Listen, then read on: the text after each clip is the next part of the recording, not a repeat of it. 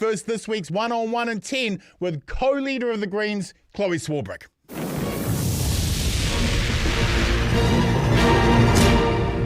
Kia ora, comrade. Welcome to the show, and thank you for being available to the Fourth Estate. Your democracy is grateful. Thank you so much for having me, Bomber. Chloe, I want to start by congratulating you and the Greens for what I believe is the most righteous economic justice tax package ever produced for Aotearoa New Zealand. You have recognised the real problems our economy, society and communities are facing, from climate change, inequality and AI.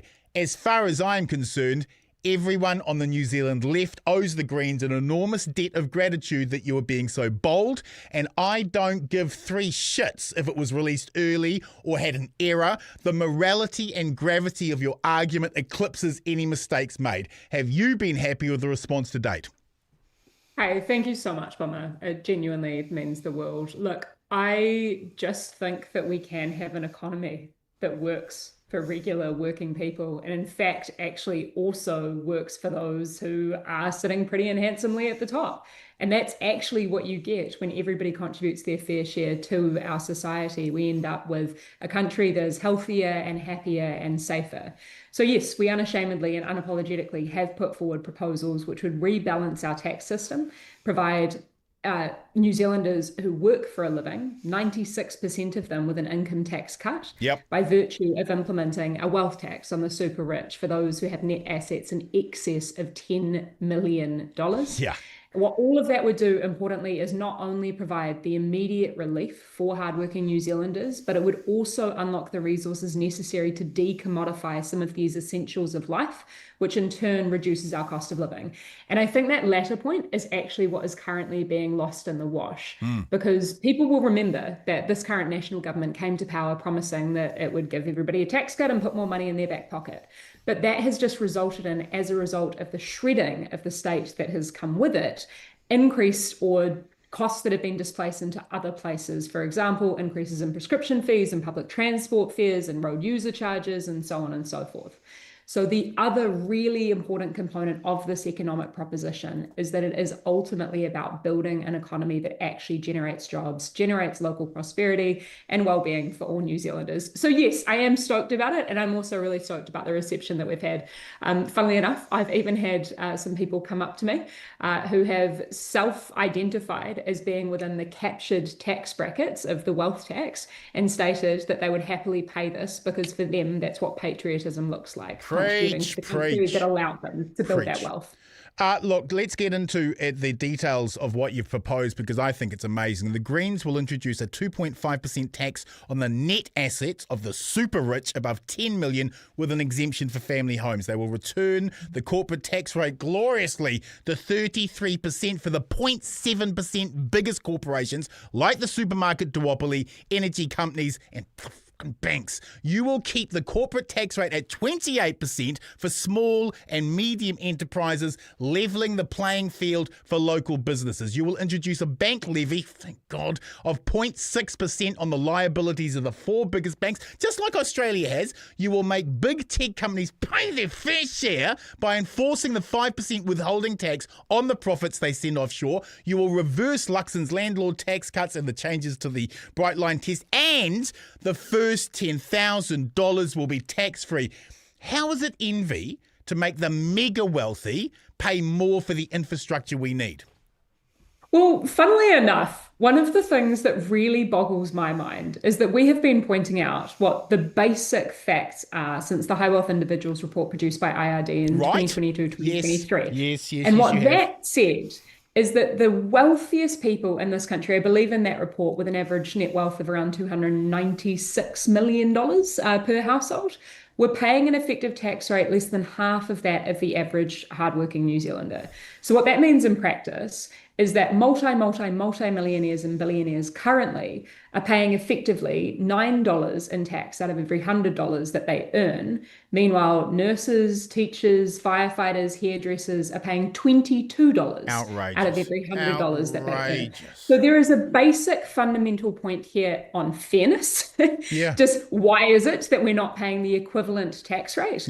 But then there is also that bigger point, I believe, of unlocking the resources that is necessary to to actually lift all boats so that Yeah. all New Zealanders have the opportunity to thrive. And this is the other, I think, really critical point, which of course you will understand, Bomber. We have done these things in the past. As a Yeah. country, I was actually really galled on budget day. On the same day that Community Housing Aotearoa released their report, which showed that we have record homelessness, the highest that has ever been recorded in Yes. the history of this country. Yes. Notably, also in contrast to a lot of reading that I've been doing in the annals of history about how I believe it was 1986 or 1988 that we had the final report of the Housing Commission, who stated at that point in time that we did not have the same insoluble issues with homelessness as experienced in other jurisdictions. Of course, the Housing Commission was then disestablished in a wave of neoliberal reforms and state house sell-off and all of the rest, which provided us with the challenges we have today. But the key point there is that homelessness, child poverty, the degradation of our natural environment, these are not inevitable. They are the consequences of political decisions that have been made in the past and to this day. Yes. And the Prime Minister, Christopher Luxon, had the gall in his speech on Budget Day to cite the welfare state and the fact that our great-grandparents had come together and built this amazing country, which was paid for by higher taxes on those who could afford it, who had benefited handsomely during a time of hardship for many, which gave us the foundations of these previously unprecedented things of public healthcare, public housing, and public education.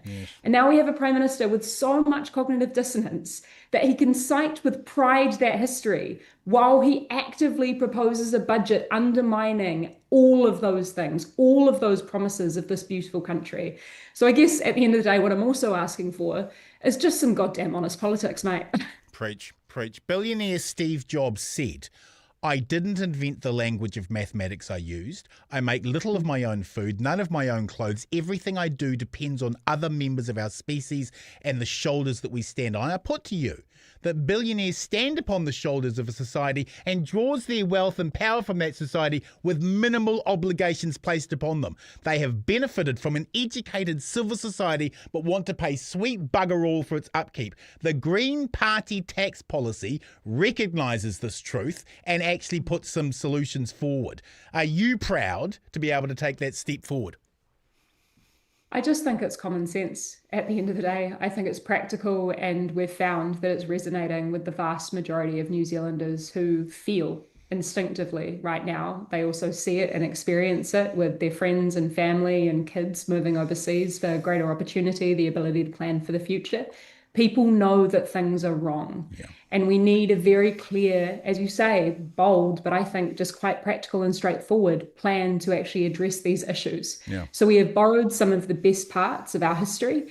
And as you alluded to before in your introductory remarks, we are also looking forward to the challenges that we know we are facing with regard to the Industrial Revolution posed by AI. Right. The most insane thing about this Industrial Revolution is that we have some of the most explicitly nefarious, evil owners of those means of production. Right. But also the climate crisis. Yes, We're yes. sitting here in June. And there has been an excess of 20 climate change charged states of emergency declared just this year. Right. So we already know that we're in the hole for massive infrastructural deficits. Something has to give. And we're not actually 5 million people all running around this country in competition with each other. We are New Zealanders. Yes. We aren't competing for survival. We need to work together for that survival. And we can build some amazing things working together Yes. that very few of us could do individually or alone. And just the final point on your billionaire kind of proposition. I don't like there. him. I don't like him. I don't. Well, I don't like him. I don't. How on a really base level, how does one empathize with somebody who has the means to be able to end poverty or to end homelessness or to clean up our waterways, to deal with so many of these social and environmental ills, and still have more money than one could ever dream of spending in a lifetime left over, and decide not to do that? Preach. And then I think, of course, the basic point is just with every New Zealander who's currently looking overseas at the likes of the United States of America and wondering just how their economy got so unequal and their politics so toxic. Well, it's because they effectively tolerated a form of economics that we unfortunately are treading down the path of at the moment. Preach. And we can do so much better. The Prime Minister has described your policy as economic lunacy, Yet his government is the one borrowing $14 billion for tax cuts we couldn't afford, $3 billion for landlord loopholes, $300 million for big tobacco, and $200 million for gas and oil subsidies. Why is your policy lunacy and the right wing one isn't?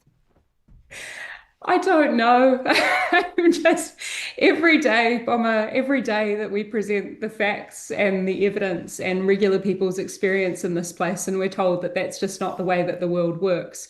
I just am galled by how you can't negotiate or debate or even hope to have a rational discussion with somebody who doesn't believe that gravity exists. I'm being flippant, but I guess, what we're talking about here. You're right. You're absolutely right. It's flat earthers trying to talk about a geography effectively class. A group of people who have decided that I have spent so long, because I'm an earnest nerd, and anybody who has been aware of me being in politics for the last 10 or so years will know this. Yes. I am an utter nerd, and I really try to understand why people think the way that they do. Yep. And I have spent the last 2.5 years sitting on the other side of the chamber trying so deeply to understand what it is that makes our Prime Minister and his cabinet ministers tick, to get them to the conclusion to make the decisions that they are, where they are actively hurting people in this country, some of the most vulnerable, some of the poorest New Zealanders, and choosing to stick the boot in as they are choosing to wind back protections for our environment and our climate. And I think where I have been leading myself astray is that I have been looking for a thread of logic that makes sense when it comes to trying to improve outcomes for regular people and for our environment, for the planet that we all share. And instead, the logic very much is predicated on extracting as much profit as possible for a very select group of people. That's right. You can't have an argument with people who are in bad faith. Do you believe this election will be called on the night, or we will have to wait for the specials? And if we are waiting for the specials, how much more disingenuous does that make National's gerrymandering of the enrolment cutoffs? Oh, don't get me started on the mask off voter suppression that is disallowing people from enrolling and voting at the same time. I just, we actually had, and I know that I'm not allowed to say this in the House, Mr. Speaker, I was waiting in the wings, but it's an active lie. You have a situation where government ministers said the reason that they were progressing with these changes was to speed up the count for the election. Then we had the Electoral Commission come in front of Select Committee and say that that actually was not the case. This would not speed up the count. The government pushed ahead with it anyway, despite that lie being proven to be an outright lie. And that will disenfranchise 400,000 voters, right? Knowingly and intentionally, much like I would say that they knowingly and intentionally have increased homelessness, because I don't know what else you're supposed to call it when you are forewarned by your own officials, by experts, by social service providers that the policy that you intend to push ahead with is going to create more homelessness. Right. You push ahead with that policy anyway, and we end up with more homelessness. And the solution is to criminalise them, to actually imprison them now. Unbelievable. And now we're at that point. Yeah. It's just, and this is why I made the point in my budget speech that, as the government was also actively cutting funding and support for those who are in housing insecurity, that, and the government was choosing instead to plough hundreds of millions of dollars into increasing prison capacity, that perhaps this government's housing strategy is in fact prison. Unbelievable. Finally, comrade, the Kakariki Alliance voting strategy is calling on Te Pāti Māori voters and the Māori electorates to candidate vote Te Pāti Māori, but party vote Green, which recycles wasted TPM vote while generating an overhang for all the electorates won. If this government is as terrible as progressives believe it is, and this election is going to be as close as many believe it to be, shouldn't voters vote tactically under MMP? I think, look, I say this as somebody who, during the Auckland Central 2020 election, everybody said that it was impossible that we could flip a seat from national blue to Green Party green. That's true. Especially when we had the then most popular Prime Minister in a generation having been unable to clinch it for Labour.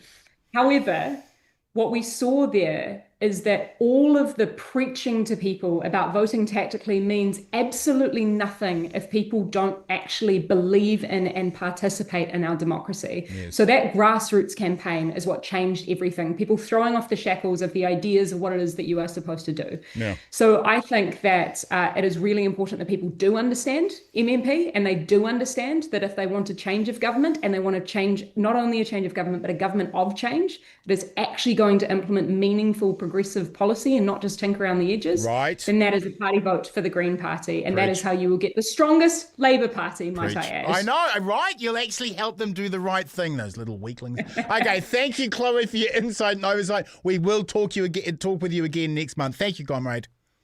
You got it, mate. Cheers.